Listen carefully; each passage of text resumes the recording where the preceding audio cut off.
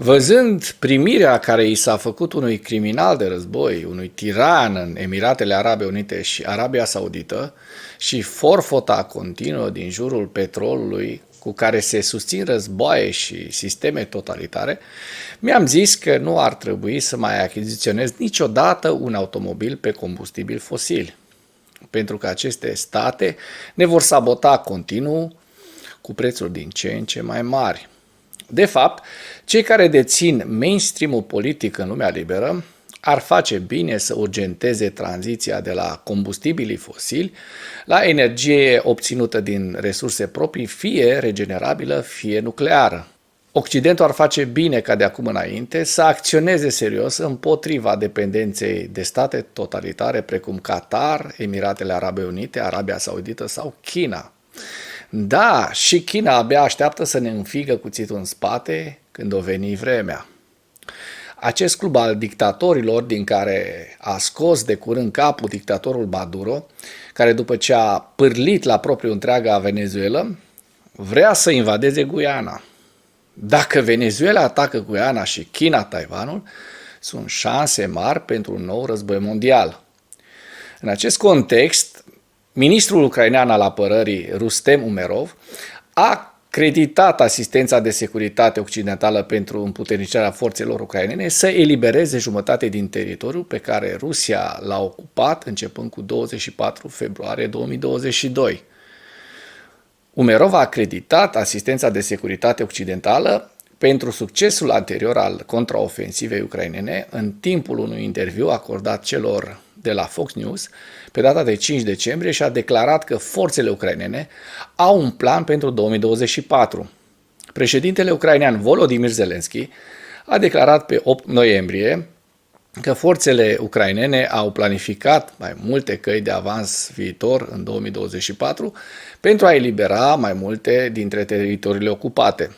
Institutul pentru Studiul Războiului continuă să evalueze că Ucraina trebuie să elibereze zone vitale din punct de vedere strategic, încă aflate sub ocupație rusească pentru a asigura securitatea pe termen lung și viabilitatea economică a țării.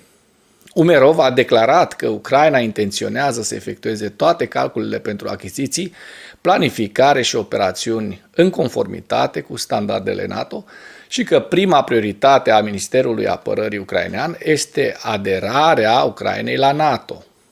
Adoptarea standardelor NATO în întreaga instituție militară și de apărare ucraineană va facilita supravegherea NATO a asistenței occidentale de securitate actuale și viitoare pentru Ucraina.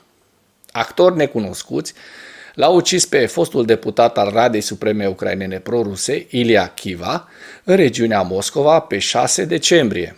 Direcția principală de investigații rusească pentru regiunea Moscova a declarat pe 6 decembrie că actori necunoscuți l-au executat pe Chiva în Odințovo, regiunea Moscova. Postul ucrainean Suspil ne-a raportat pe 6 decembrie că sursele sale din agențiile de aplicare a legii ucrainene au declarat că Serviciul de Securitate ucrainean, SBU, a condus operațiunea care l-a ucis pe Chiva. Purtătorul de cuvânt al Direcției Generale de Informații Militare, GUR, ucrainean, Andriy Usov, a confirmat moartea lui Chiva și a declarat că o soartă similară vor avea și alți trădători ai Ucrainei și acoliți ai lui Putin. Chiva, care a dezertat Rusia la începutul războiului, a ajutat la o campanie de dezinformare COVID-19 susținută de Kremlin în Ucraina în 2020.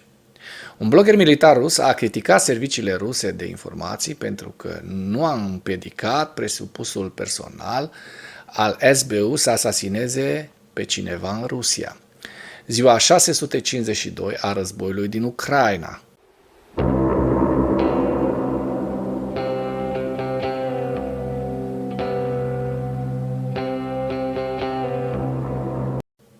Vladimir Putin a călătorit în Emiratele Arabe Unite și Arabia Saudită pentru a se întâlni cu președintele Emiratelor Arabe și cu prințul moștenitor și prim-ministru saudiți, nu mă chinui să le pronunț numele pentru că nu merită, într-o serie de întâlniri bilaterale pe data de 6 decembrie. Putin și președintele Emiratelor au discutat despre rolul Rusiei în OPEC, construirea unei școli rusești în Emiratele Arabe Unite, invazia Ucrainei de către Rusia, războiul Israel-Hamas și alte probleme bilaterale în timpul unei întâlniri din Emiratele Arabe Unite. Putin a declarat în timpul întâlnirii sale în Arabia Saudită că relațiile ruso-saudite au atins un nou nivel în ultimii 7 ani sub îndrumarea lui Mohammed bin Salman și a tatălui său. Ăștia startorii saudiți. Dacă până în acest moment ai găsit informații utile în material, contribuie cu un like și cu o distribuire a acestui videoclip pentru a ajunge la cât mai multă lume. Veniturile petroliere din Rusia continuă să crească din cauza efortului rus concertat de a evita limitarea prețurilor G7 la țițeiul și produsele petroliere rusești. Bloomberg a raportat pe data de 6 decembrie că Rusia a realizat venituri de 11,3 miliarde de dolari din vânzarea țițeiului și a produselor petroliere în octombrie 2023, cel mai ridicat nivel al veniturilor rusești din petrol din mai 2022 și peste veniturile lunare din petrol din Rusia în anul anterior. Se pare că veniturile din petrol din octombrie 2023 au reprezentat 31% din veniturile bugetului federal rus pentru luna respectivă, adică cam cât alocă Rusia războiului cu Ucraina. G7 și Uniunea Europeană au introdus un plafon de preț de $60 pentru țițeiul rusesc și plafoane de preț pentru alte produse petroliere rusești în decembrie 2022, iar Centrul de Cercetare pentru Energie și Aer Curat a raportat pe 5 decembrie 2023 că acest plafon a condus imediat la o scădere cu 45% a veniturilor din petrol rusești în ianuarie 2023. Oficialii ruși au anulat impactul plafonului prețurilor G7 în 2023, bazându-se tot mai mult pe petroliere învechite cu proprietate obscură și asigurări din surse necunoscute sau non-occidentale pentru a construi o flotă din umbră, pentru a transfera și vinde țiței și produse petroliere mai sus decât plafonul de preț. Bloomberg a raportat că flota internă de petroliere și flota din umbră a Rusiei au transferat peste 70% din încărcăturile de petrol rusești în primele 9 luni ale anului 2023, permițând oficialilor ruși să exercite mai mult control asupra exporturilor de petrol și să crească progresiv prețurile. Kremlinul speră probabil că angajamentul cu OPEC cu privire la reducerile convenite de producție poate permite oficialilor ruși să crească în continuare prețurile petrolului și să continue să-și susțină veniturile bugetului federal într-un efort de a gestiona deficitul federal rus în creștere asociat cu războiul din Ucraina. Bloomberg a adăugat că navele deținute de Grecia au transferat aproximativ 20% din transporturile de petrol rusești în 2023, dar au făcut acest lucru în conformitate cu plafonul de preț al G7. Oficialii greci au făcut lobby în cadrul Uniunii Europene pentru a reduce măsurile care ar fi dus la restricții mai stricte asupra capacității companiilor de transport maritim de a face comerț cu Rusia.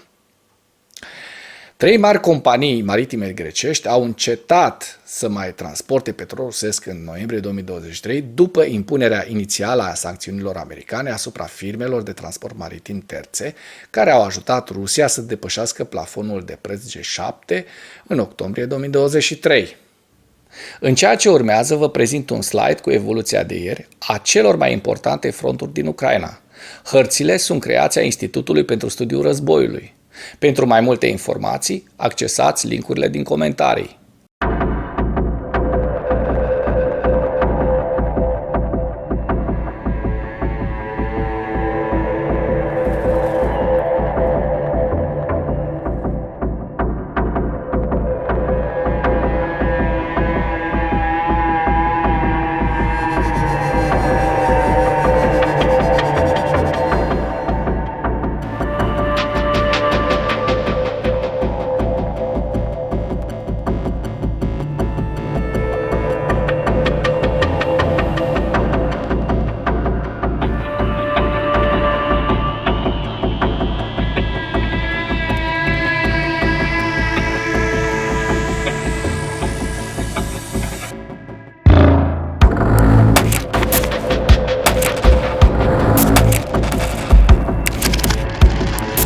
Mulțumesc pentru vizionare. Dacă vrei să susții acest canal, abonează-te la Animatura.